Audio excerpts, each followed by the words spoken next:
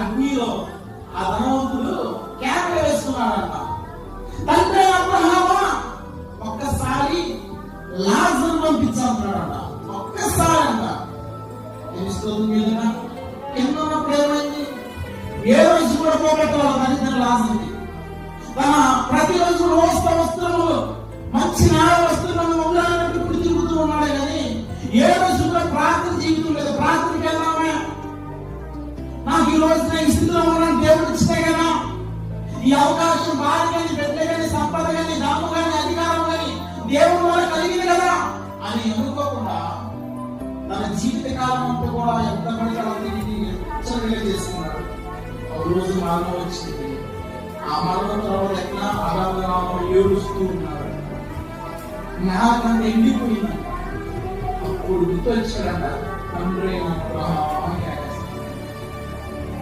అని గుర్తుకొస్తాడు. మన జీవితం ఎదురయ్యే సమస్యలు బట్టి, తీర్చినటువంటి సమస్యలు బట్టు, ఆర్థిక స్థితిని బట్టు, అన్ని ద్వారాలు మూసుకుపోయినప్పుడేమో ఇంక దేవుడు దిక్కని అప్పుడు వస్తాం. అప్పుడు గుర్తొస్తాడు. దేవుడు ఉందని మనం చక్కబెట్టుకోవాలి.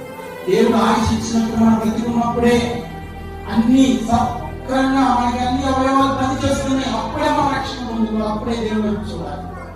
గమనించినప్పుడు దూర ప్రాంతానికి వెళ్ళాలి.